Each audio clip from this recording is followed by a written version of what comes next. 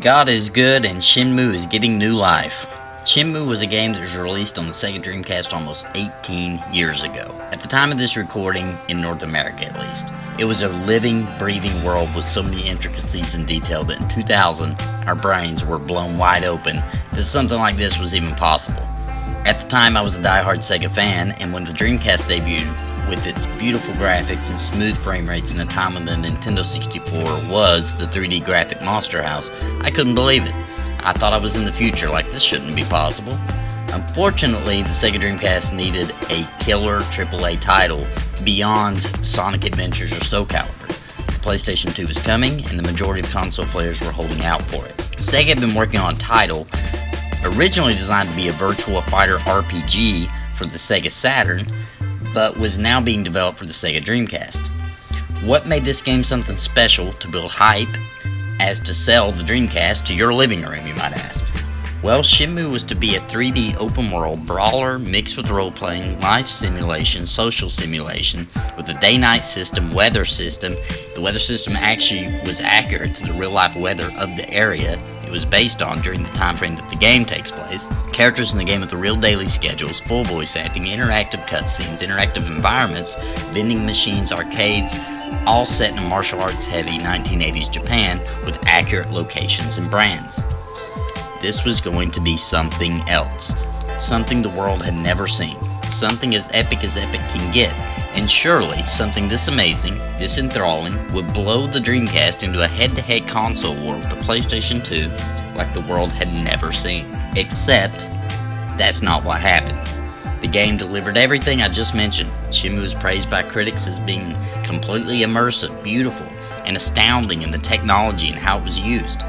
The ones of us playing it were blown away. We couldn't believe that this was possible. Our imaginations were running wild. The Sega Dreamcast was only a couple of years old, and it had just cranked out something beyond our wildest expectations. But the mega sales never came. Throw on top of that the fact that Sega had drained its bank account on the project. At the time, it was by far the most expensive video game that had ever been created. Now Sega had a pile of Dreamcast to sell, and the world's most expensive to develop video game all sitting there gathering praise, but also gathering dust. Some thought that the open world and detective style theme to advancing the story was boring.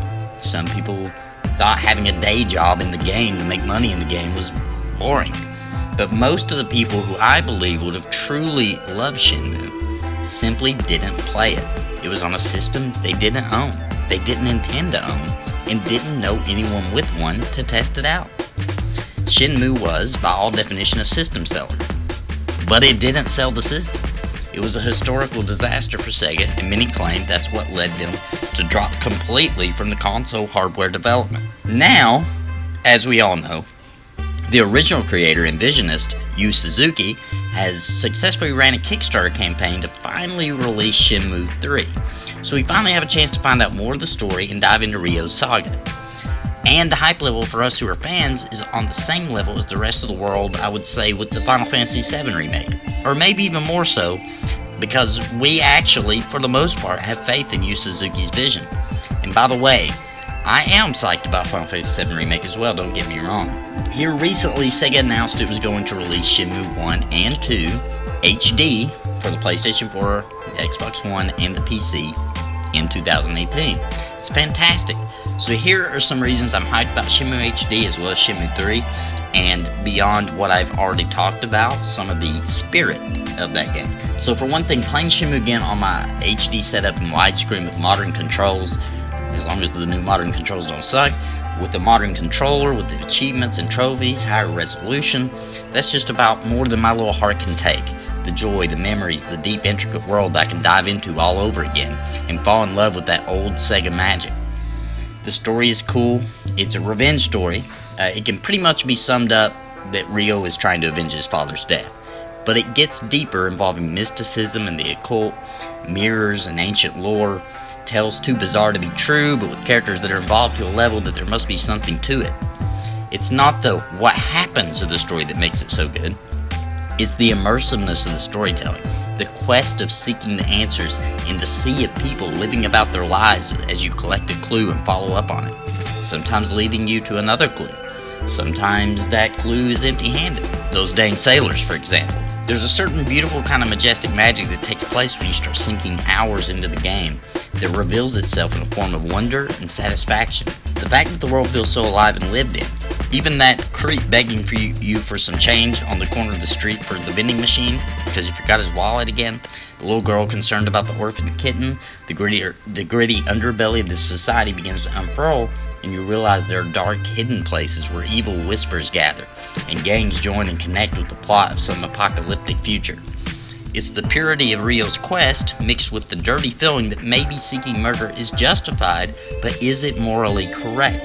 Shenmue is a courageous step into the future of gaming back when it was released, and upon its re-release, I hope that it finally garners the attention it deserved way back when, and captivates a new audience and finally tells Sega, yes, this game is good. The timing, the world, just wasn't ready for a game as beautiful as you, Shenmue. Thank you for joining me today, and if you are still actually watching this video, I hope you enjoyed it. I hope you plan on giving Shenmue a try, or have already played it and are just as excited as I am for its re-release coming.